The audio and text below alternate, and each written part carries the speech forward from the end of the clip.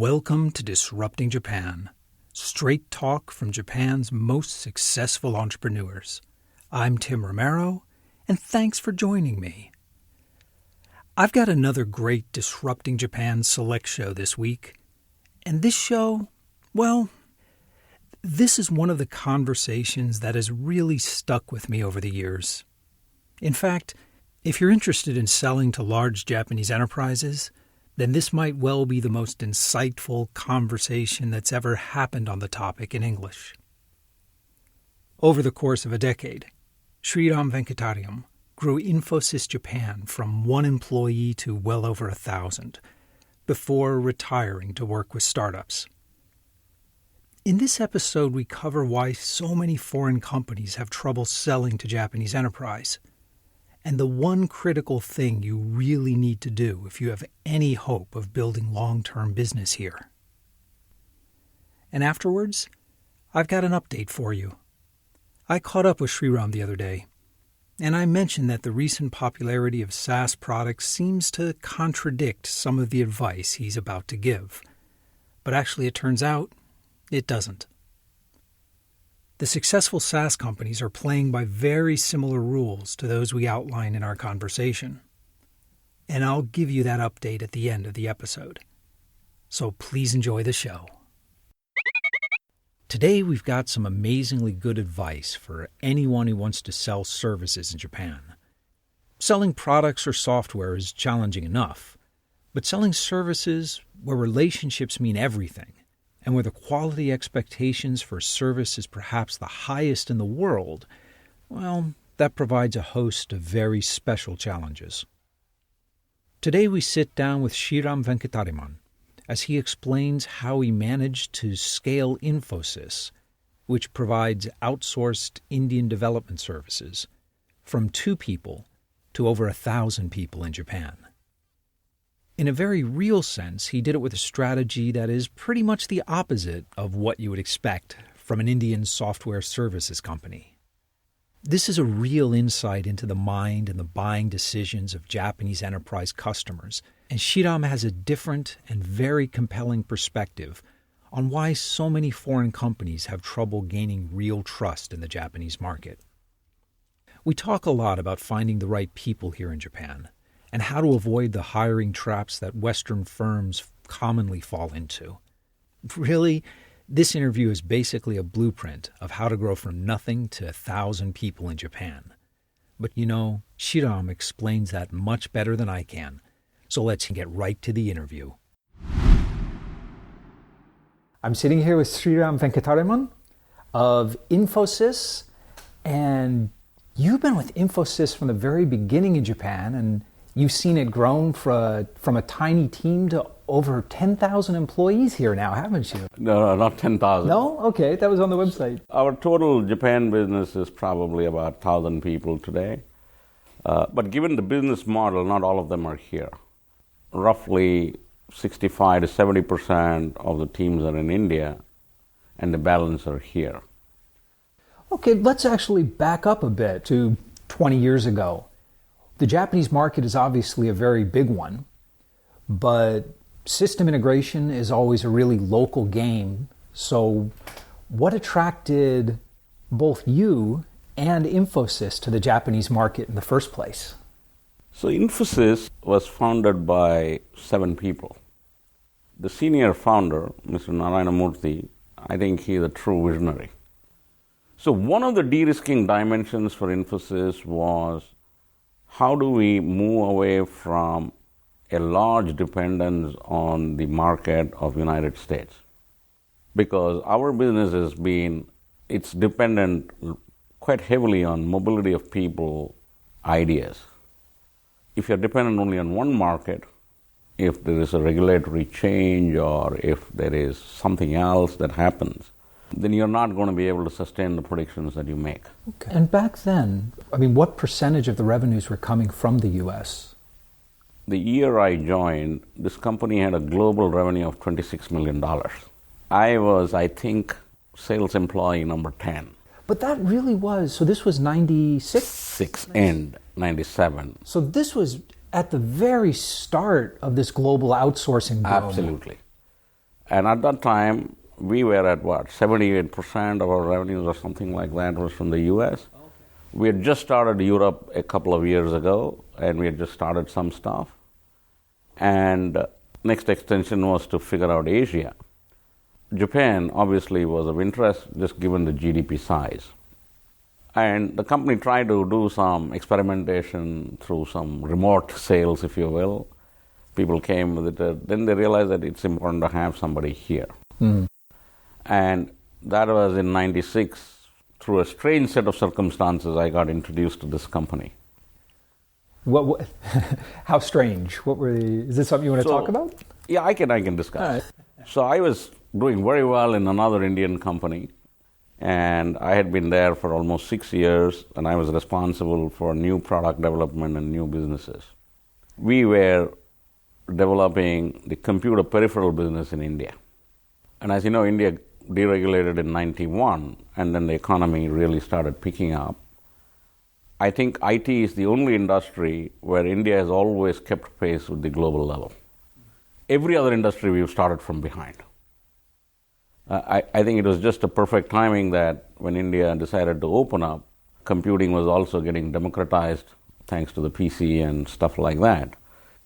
So my job was to manage our technical partner who was out of Japan. And I visited Japan a couple of times.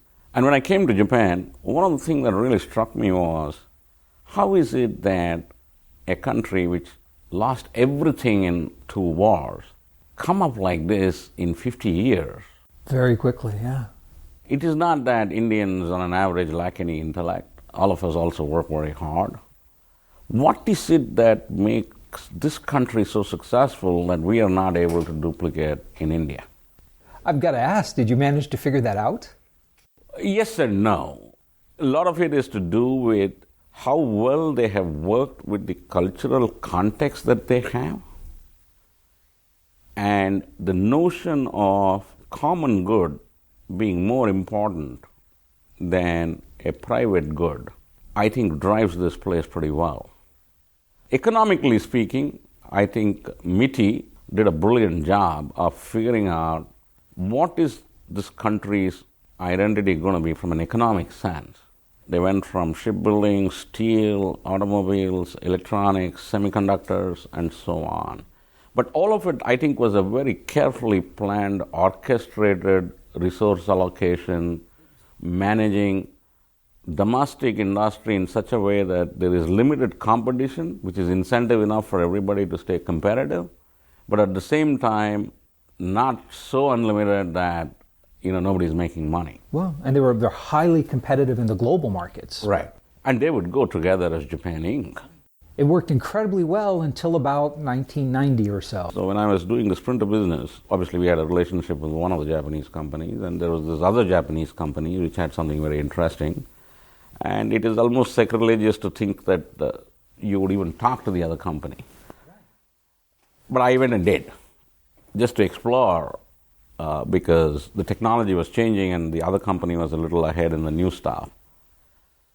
But before I knew, the other guys knew that I had met these guys. Right. And it was not from our side.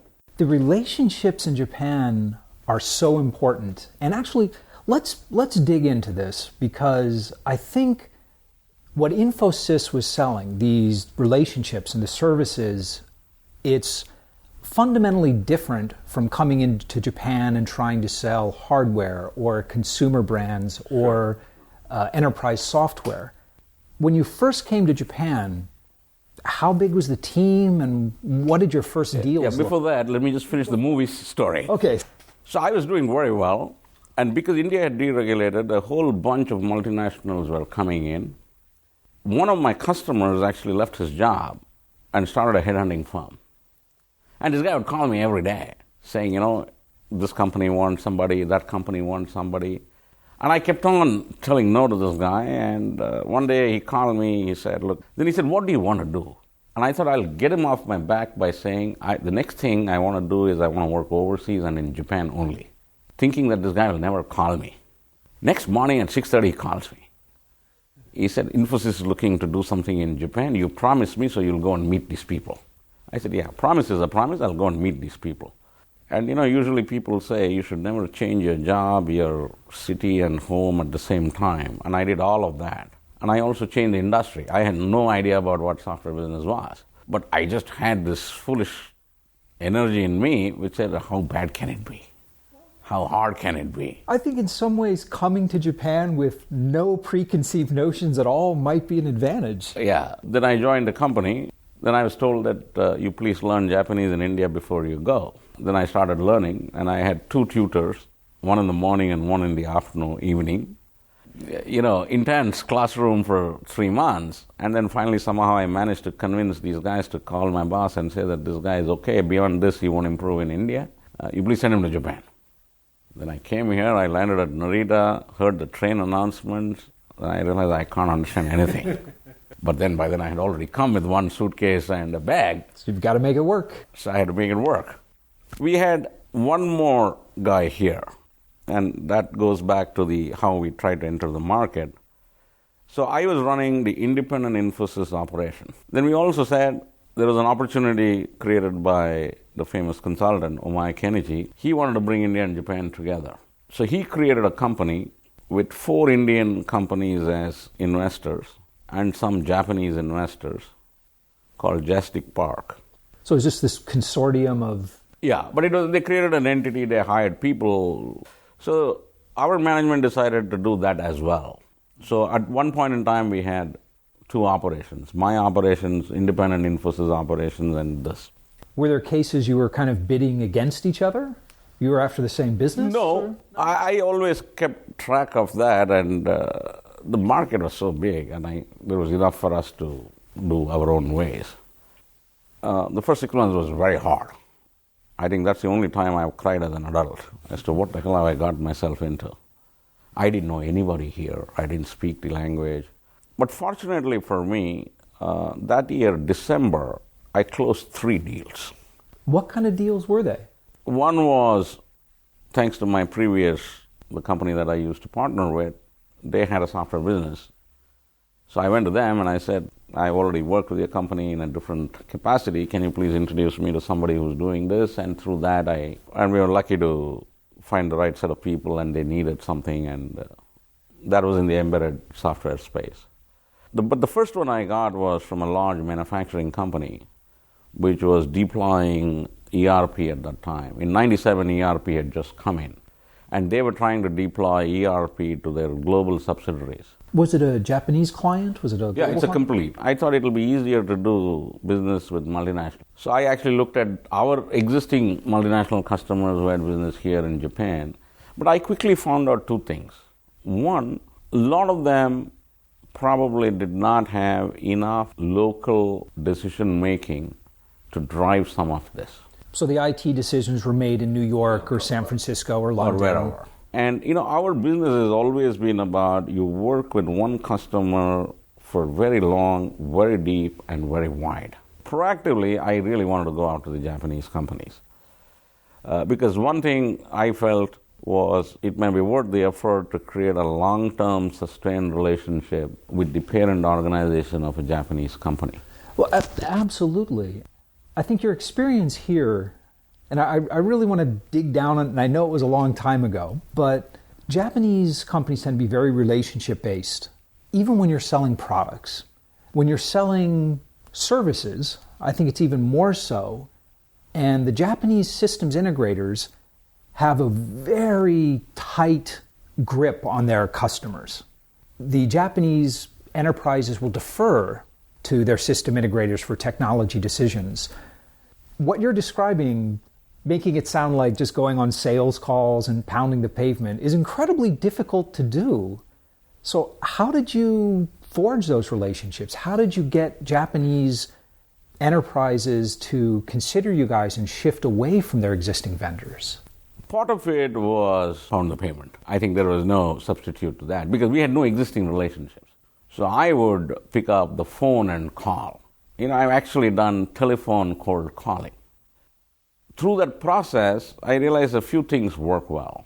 So if you tell a company A in a certain industry here that you are working with their global competitor, there is an immediate interest to know what is it that we're doing for the other guy.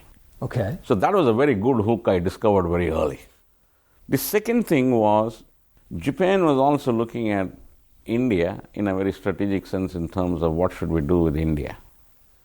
So there used to be a number of visitors to India trying to figure out what India is. And one great thing our founders realized very early in the life of the company, and India had still an image of a very impoverished, dirty, no infrastructure country, crowded. He said, look, no, then customers are not going to come. We will have a world-class facility. I don't think anything compares with what InfoSys has built. So when the Japanese potential customers would come and visit, right, they'd be blown away. There's nothing like this in Japan. Right. And that was a very good way for me to get people to visit us. The other thing that I think that was a good thing in hindsight, I always made sure that the senior people of our company, including the founders, got an opportunity to visit Japan on some pretext or the other. Part of it is for my own selfish interest, because it is important for me to convey what this place is. And no matter how you explain, unless they come here and see for themselves, I don't think they really understand how different this place can be. That allowed me to connect with companies at a very senior level because I'm bringing my global CEO. Right. No, it's having the global CEO visit it opens doors. Right. And I think I leverage that very extensively. I used to make sure that at least there are 3 or 4 senior level visits to this country one way or the other. And I think that really helped. The second thing that helped, though it was not by design initially, to go back to your point about these Japanese local system integrators having a tight grip, I realized that I have to find a hole in that. And that was always for us new technology that is still not coming to Japan. And ERP was exactly that in 97. Now that's really interesting to me because in the Japanese market, well, in the US market too, outsourcing to India has the image of being the low-cost competitor. People do it to save money. But your value proposition for the Japanese companies wasn't cost savings, it was unique expertise. It was also cost savings at that time, and that was an easier sell. But a success of a company by proxy is reflected in how profitable that company is. So for us, the combination of a lower cost and new technology expertise actually allowed us to command significant premium. And we made fairly good money. You know, one thing that I'm very proud of, except the first year when I was just starting off, we have always made nearly company average or more here. So when you were getting started, how long did it take you to make those first deals? How long were you pounding pavement and doing cold calls? April I came, I signed the deal on December 3rd or 5th or something like that. That's not which bad. Is actually, in hindsight, pretty solid. But because of those first 2 or 3 which we did right, I think it gave us a lot of confidence that it can be done. And it can be done on our terms. And so the initial deals, were they subcontracting through large Japanese SIs or direct? No. I had a religious belief that I will not do subcontracting. Because if I'm anyway going to work very hard, I'm going to work hard for my brand. In the early days, I was told that can you please use some Japanese advisors? So I met a few of them. And I remember a conversation I had with this gentleman. He said, look, you cannot do this alone, directly. I said, why? He said, no, you guys don't know Japanese way, you guys don't know Japanese, this, that, and the other. I said, so how will you help me? He said, no, I know all these people, I can introduce you. And I said, what will you convey about us to the prospect? He'll say, I'll say these guys are from India, they'll do it for cheaper. I said, no, just stop. This is exactly why I don't want people like you. He said, no, but you can never succeed. And like I said earlier, I was incredibly foolish, I guess. I told him, no, one of my inspirations to do in business in Japan is this photograph in Akio Morita's book where he is leaving Haneda to go to the US. And Morita didn't speak a word of English. Similar situation you were in. So I said, look, it is Sony. Sony still gets premium. And in my mind, I think we are Sony of this after services. So we're going to try this, and if it fails, it fails. And Morita coming into the U.S. had exactly the same strategy. He had many opportunities to subcontract and to produce for other suppliers, and he refused. Correct. So I said, if he can do it, why can't I do it? I think it was incredibly irrationally stupid, I guess, but I think it was some kind of a courage. It seems to have worked out for the both of you. Right. But, at the end of the day, I think one lesson I have learned in building a business, you have to do it for the right reasons. Money is actually one important dimension, but it is not the only dimension. I think you build a company because there are employees dependent on the company, there are customers dependent on the company, you're doing something useful. Why would you sell yourself cheap? Well, it makes a lot of sense. If you're selling yourself as a low-cost producer, there's always somebody that can deliver at a lower cost. There is no end to it. Customers used to push me, saying, you guys are very expensive, other Indian companies are this, that. I said, please work with them, it's all right. You have to do what is right by your logic. And there are times I have actually turned down deals, saying we can't do it. But the deals you were turning down, was it because of the cost, or that you didn't feel like you could deliver the quality in that area? No, because we wouldn't make money. Okay. Quality was always a difficult exercise here. It continues to be difficult because I think the Japanese sense of quality is quite different. How is the Japanese perception of quality different than it is in, say, the U.S.? I think there are 2 or 3 important differences. I think one is Japan will not compromise completion for speed. I mean, you have to hit the deadline. And you have to complete it. You cannot do a 90% but 110% faster. There is no value to that in this country. Whereas American sense of competitiveness is, if I can do it faster, even if it is not completely complete, it is still okay because I want to be first in the market. The Japanese mindset is very hard to understand for people from outside. That's one. The second is, the process of getting to that is also a dimension of quality. So, for example, let's say you have 2 airlines. They both take you from point A to point B. But there is one airline which is superlative to travel in. But both take you from point A to point B. And both use the same type of plane. So if you go from here to Singapore, it takes you 7 hours. It doesn't matter whether you fly airline A or airline B because that's what it takes because of the plane. But yet, there is one airline which does a tremendous job of customer service. You can't say, no, I'm all functional. As long as it takes me from point A to point B, I don't care. I'll choose the lowest. I don't think that's the case here. So many Western companies are interested in the result, in what you deliver, but the Japanese companies also care very much about the process. Correct. Right. A good example of that is, let's say you messed up. They expect a process which will help them understand what have you done to figure out the real root cause of why this mess has happened. They're actually not so worried about fixing that mess. That fixing the mess is anyway your job. The expectation is, do you know why it has happened? Do you know what you're going to do to ensure that it does not happen again? What is the mechanism you're going to put in place to make sure that you're going to observe this for whatever length of time before it is internalized in the system? Coming from outside, you say, what's wrong with these people? I fixed it right, just get on in life, man. Stuff happens. Yeah, doesn't that slow down the project overall? It may not. But I think the perception of quality is also built on these kind of experiences. One thing I keep telling my people, till you sell, you're on InfoSys side. Once you've sold, you're on customer side. What do you mean? Because till I'm selling, I'm representing InfoSys. So I have to do the right thing for the company. Right. But after that, I have to do the right thing for the customer. I am the customer's advocate in this side. I think that is the fundamental of building a long-term relationship with the customer. They have to have this confidence that if I call this guy, he will do something for me. And it is very personal, isn't it? Yes, it is. But it is also a company-to-company thing.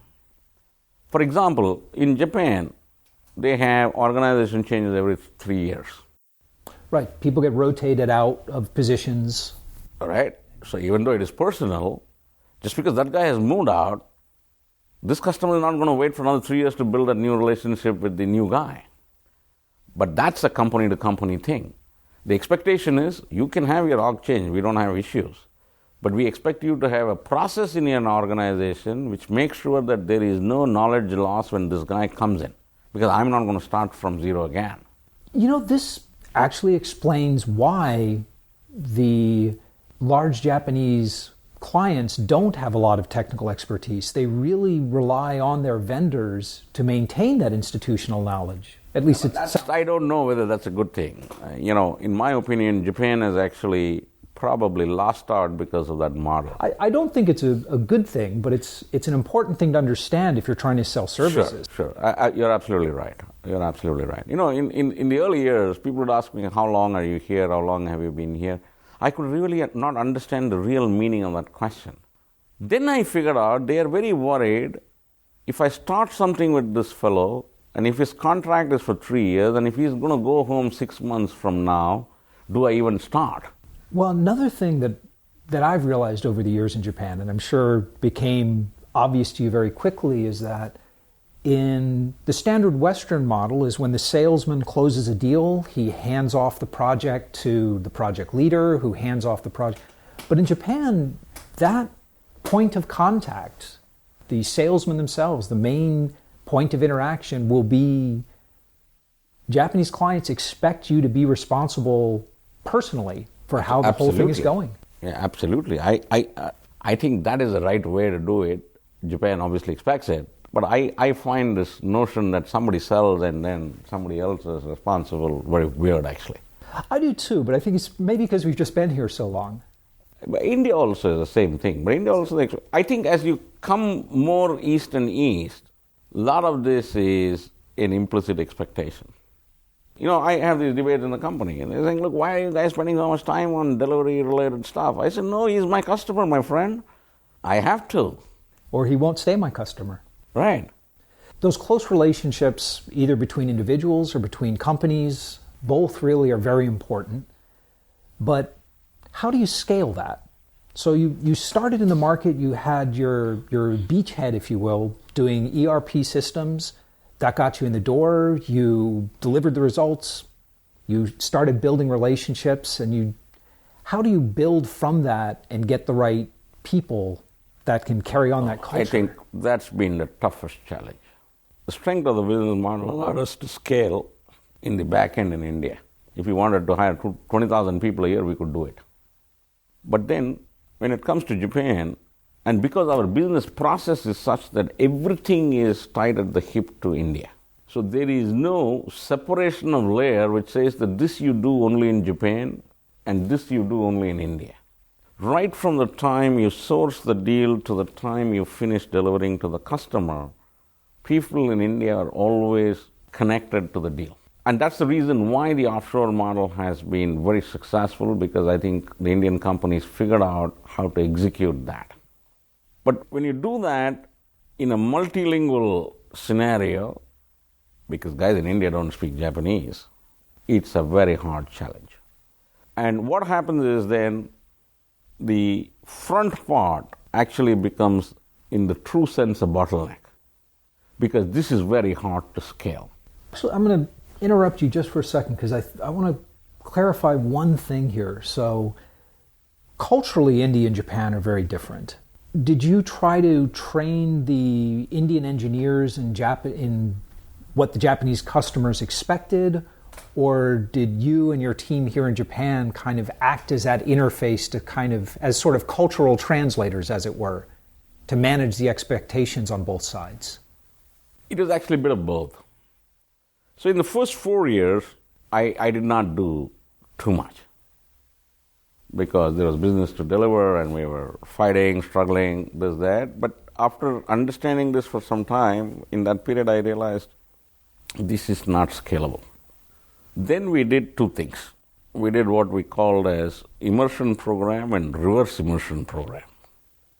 I hired a bunch of reasonably experienced Japanese folks, sent them to India for a year. A year? Yeah. It could be anywhere between 6 months to a year. I said, you guys just go there, you work as a part of that team. because you have to understand the ethos of this company, the ethos of the other set of people who work with you. You have to know what are their constraints. You have to understand what is important to them. I think that was a very, very good investment. Even today, a whole bunch of those people form the core of the business here. So they're still here 20 years later? Yeah, 15 years. I started that fourth year or fifth year into the company. The standard way of doing things is you send people to headquarters for like a 2-week training course. But what did these people pick up in those 6 months to a year that, I mean, something stuck with them, obviously? Yeah, one thing I think people learned was to appreciate the bunch of constraints that drive the other people. I'll give you a simple example. Let's say there's some trouble here at 9 in the morning. India is 3.5 hours behind. That's 5:30 a.m.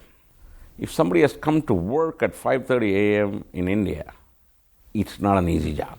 But they could see all of that and perceive. So when they come back and talk to the customer, and customer says 9 o'clock I expect somebody, they know what the issue on the other side is. And this I'm giving a very trivial example. But these things mathematically explain, if they're just sitting here, they won't get it. No, these little things add up. Right. Second thing is, I think they have learned what is the value of a disciplined process of software development. How do you intelligently break down a large project into small pieces and make sure that it is done in the same manner independent of who is on the team?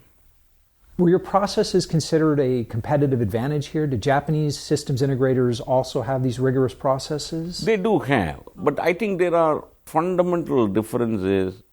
Ours is geographically distributed, so the process has to take care of that. It also leverages time zone differences to advantage. So for example, if I throw the ball at something to India when they open, then by the time I come back tomorrow morning, it is actually substantially long number of hours. But the Japanese have taken, I think, a slightly different cut on how they do the development piece. We have always believed that it is very hard to separate upstream and downstream in a software project. You can't have one bunch of people talking to the customer who think they understand what the customer wants, and a completely different bunch of people building stuff.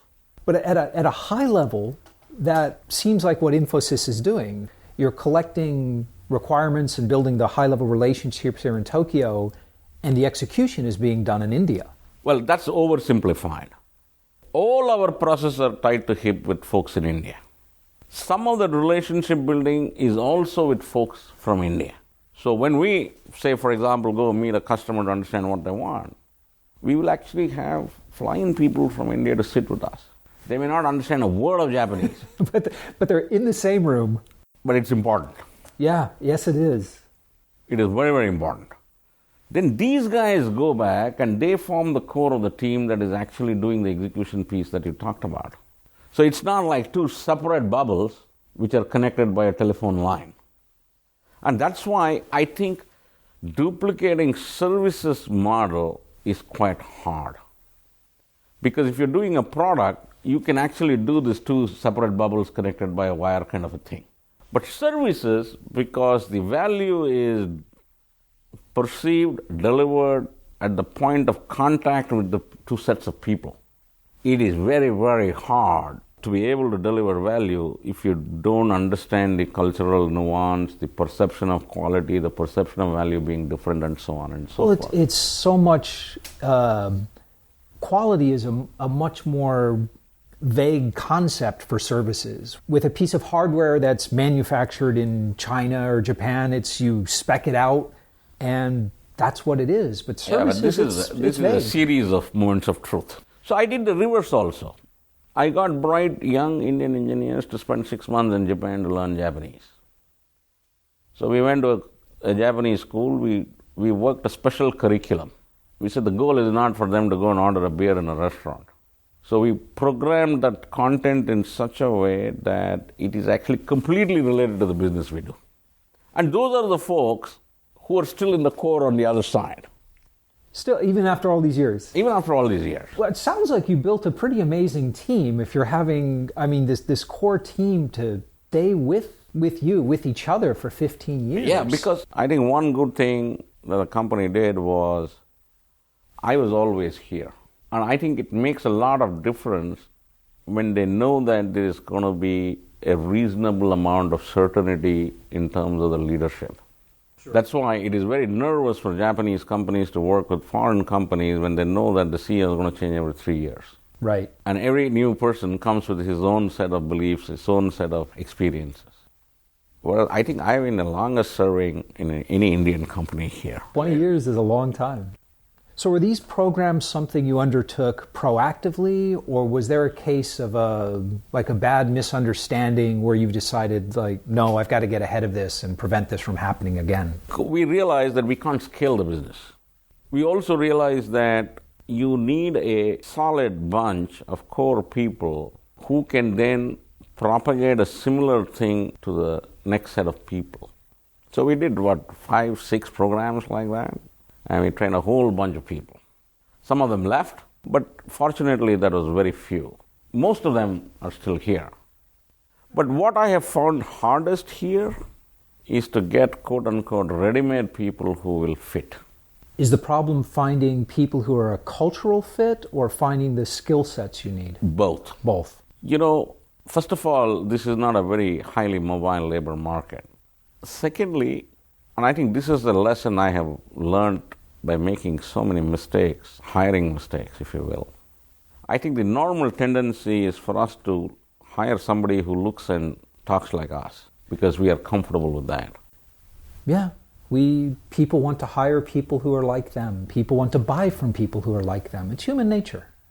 But that can be a big mistake. Just because a guy speaks fluent Japanese does not make him good at the job. Same way, just because a Japanese speaks good English does not make him good at the job. But I think the selection processes are not geared to calibrate this piece very well. For example, let's say I'm interviewing a Japanese candidate in English. He's obviously going to struggle. But am I going to make that extra effort to still understand what he's trying to answer? Or am I going to judge him based on the fact that communication is so painful? Recruiting the right staff is something all foreign companies in Japan struggle with. So is there any specific advice you have for other country managers who are trying to build the right team here? I have made so many mistakes that I can write a book called How Not to Do Business Here. So I don't know if I have a solution. But I would think that they should take time and effort to engage with candidates for sufficient length of time. You cannot judge a guy based on 3 conversations you've had, out of which 2 are on phone calls or a video call. I don't think the foreign companies are investing enough in that process. For example, we don't send a prospective CEO candidate or a country manager to the home country and say you spend 1 week with multiple people because we think it is too expensive, it is so elaborate. And the thing I've learned is, I think it costs you 3 years a wrong choice. It takes you a year to find out that it's a wrong choice. It takes 1 year to figure out if there's an opportunity to fix it. And it takes 1 year to actually get it corrected one way or the other. So it makes sense to take the time to get the right person. Number 1. Number 2, I think it is also important to have a honest conversation. There is no point in each side trying to oversell to each other. There's no point in me saying I'm a great company without telling him the dirty thing, because once he comes in anyway, he's going to find out the dirty thing. So I've tried so many experiments. I tried hiring Japanese who were raised outside Japan. That had a different problem. Customers would very quickly find out that this guy did not grow up here. So he didn't know the proper business protocols. Right. Right. And we foreigners can get away with making these mistakes, but Japanese cannot. Right. Then I tried hiring fresh graduates, and that is a complete no-go because the mothers will not allow them to join an unknown Indian company. They would rather have them go to a known Japanese company or even an unknown Japanese company. That's when we realized that we should do this, hire 2-year-olds to 5-year-old experienced people, bring them into our program, and over time we will create our own set of people with the DNA that works for our business. It's a very, very long process, and it's not an immensely scalable process. I can understand that taking time. You're really investing in the future of the organization. I mean, it's obviously paid off based on the retention you have, but you have managed to scale it, and you've gone from 2 people to thousands of people. But it's not enough. It's never enough. Was it a gradual scale out from just getting more business with your customers and a few more customers, or was there like a pivotal deal that really propelled you to success? No, here? I think it was always for us in an organic way. It was not that there was one pivotal deal that forced us to do something. Because I realized that this is a 1-year lead time process at the minimum. So if I want something next year, I got to start doing this stuff now.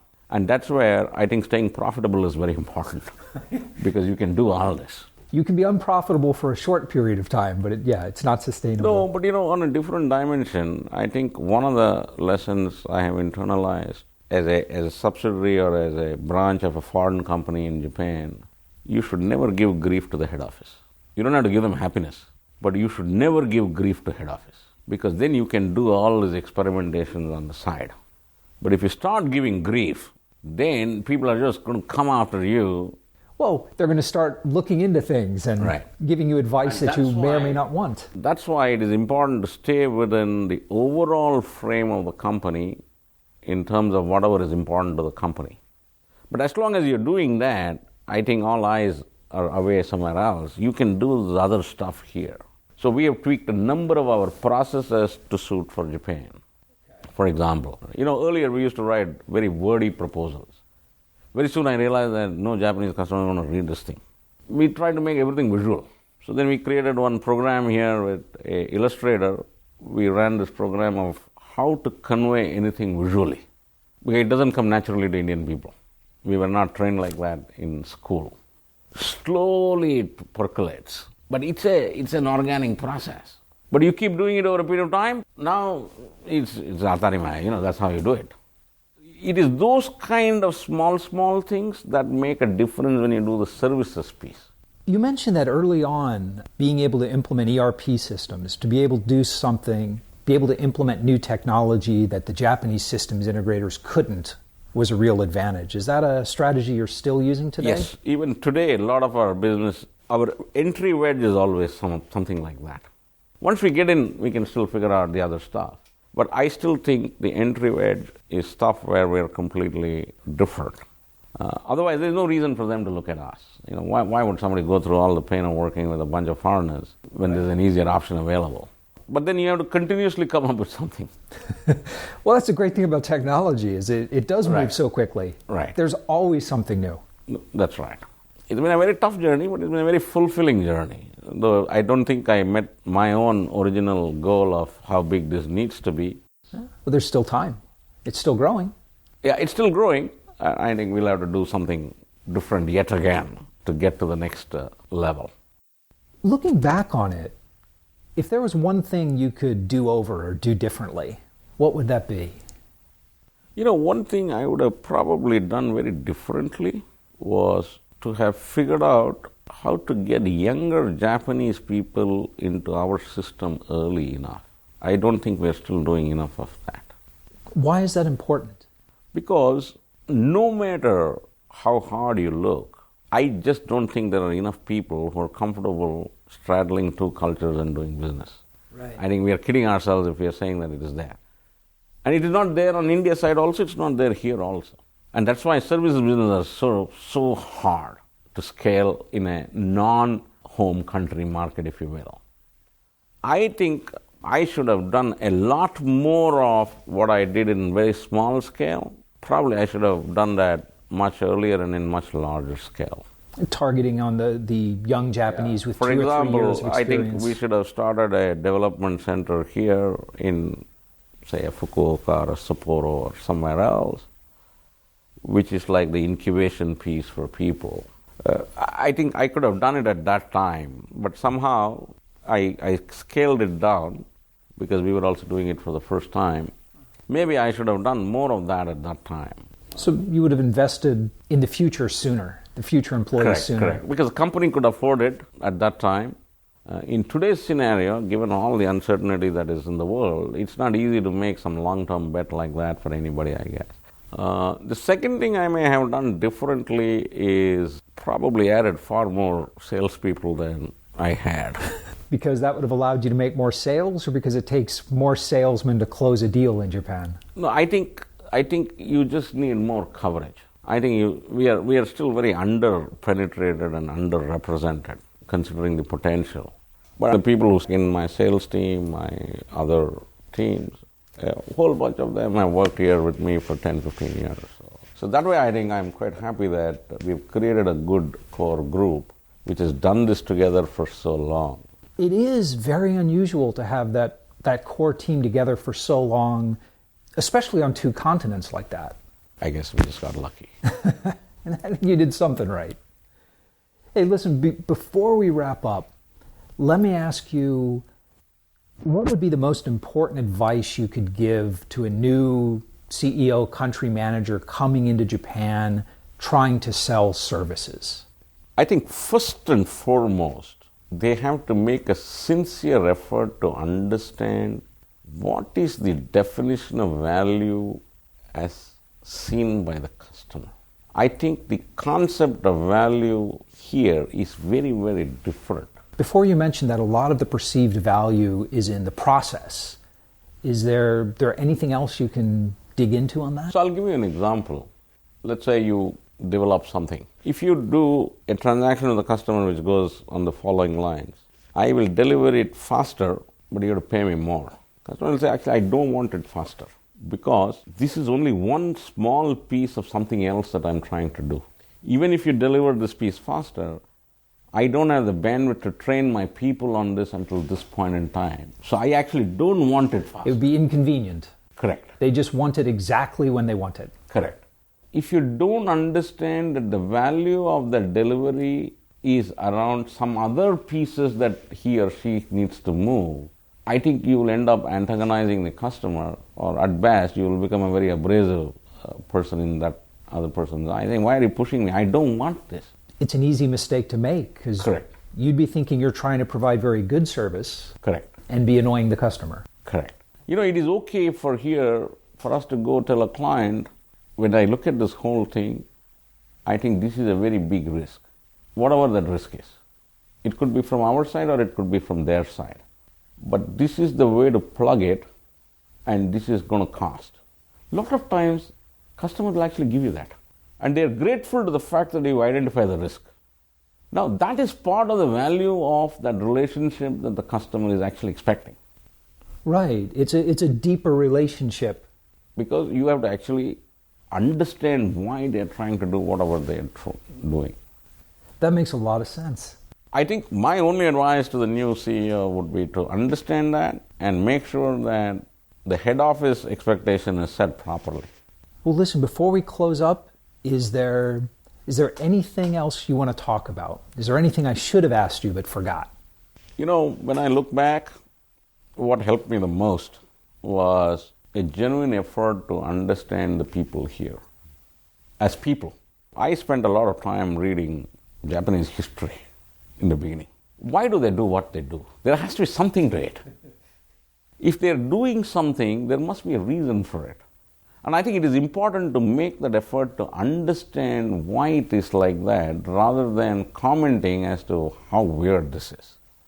That really helped me to have an honest conversation with customers and even employees.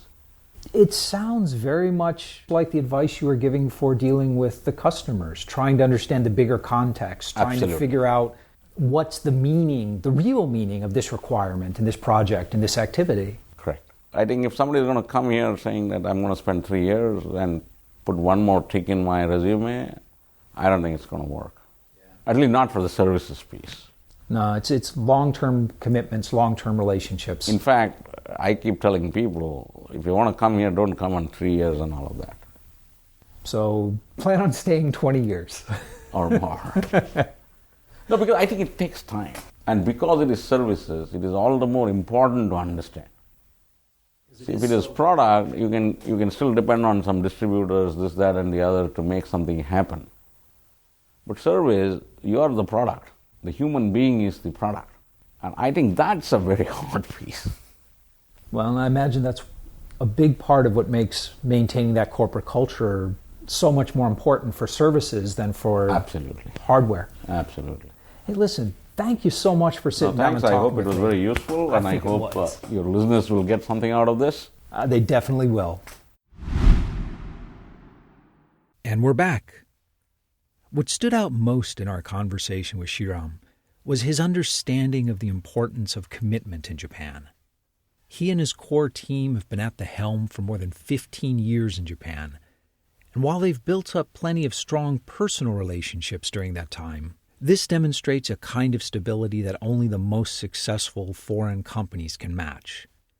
You see, most large Japanese enterprises rotate their management through a wide variety of positions every few years.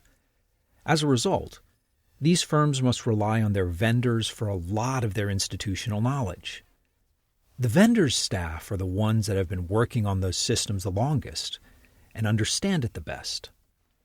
It's resulted in a hollowing out of the technical expertise at many of these firms, and it's a real problem for them. But this goes a long way to explain the importance Japanese enterprises place on trust, and why a foreign company changing their Japan head every few years will have a very hard time building that trust in Japan. Sriram's point about hiring and retaining the right people is important. The fact that InfoSys has kept the same core team here in Japan for more than 15 years is pretty astounding retention. But it's also important that early on he decided to counteract the very human tendency of people to hire other people who are just like they are. Understanding this is important for all companies, of course. But when hiring for a Japanese subsidiary, you need to be especially careful, or you might end up with either a team of Japanese who reject the global corporate culture, or a team that will always be out of step with the Japanese market. In any event, it seems Sriram and InfoSys are only looking forward to expanding to their next 1,000 employees in Japan. As promised, let me bring you up to date on my most recent conversation with Sriram about how Saas plays into our enterprise sales model. The Saas companies that are succeeding in Japan are not actually changing the model. They're simply doing it more efficiently. For example, successful Japanese SaaS companies are still expected to, and still are, playing the role of being the client's institutional memory. To do so, however, SaaS companies need to show that they understand best practices, and most important, that they'll still be around in 10 years. Now, it hasn't been a completely smooth transition, of course. Many enterprises still demand extensive customization, but smart SaaS startups strongly resist those demands. But the two factors that seem to consistently break in SaaS's favor are, first, enterprises and system integrators alike are having trouble hiring enough developers to build these large projects. Sometimes SaaS is the only practical option for them. Second, and perhaps more important, the SaaS product already exists, and it's already being used by other companies. And more often, Japanese companies are starting to question whether they really need all that customization. Data privacy and security concerns, and sometimes those concerns are exaggerated, seem to be the largest sales roadblock today. But that's the sales side. Once you make the sale, SaaS vendors are still held to the Japanese support expectations that Sriram and I talked about. You need to spend more time with your customers. You need to be very careful about rolling out changes or new features without warning. So the B2B SaaS business is booming in Japan. The only losers in this transformation are the systems integrators. There aren't many ways that they can pull a win out of this. Sure, they can do the integration work for SaaS products, but that's one-time work. The real money has always been in the monthly services contracts, and that money is now going to the SaaS companies. But as Sriram and I discussed, large Japanese enterprises, they never really were paying for those services. They were paying for the long-term, and I mean decades long-term, support and institutional knowledge. Once Japan's SaaS vendors prove they can provide that, the Japanese software market will change forever. If you want to talk about selling SaaS in Japan, Sriram and I would love to hear from you. So come by disruptingjapan.com and let's talk about it. If you leave a comment, I guarantee you I'll respond, and Sriram probably will as well. Also, if you get the chance, check us out on LinkedIn or Facebook, but even better, if you like the show, tell people about it. Disrupting Japan has grown not by social media marketing or advertising, but because listeners like you enjoy it, and they tell their friends about it. But most of all, thanks for listening, and thank you for letting people interested in Japanese startups and innovation know about the show. I'm Tim Romero, and thanks for listening to Disrupting Japan.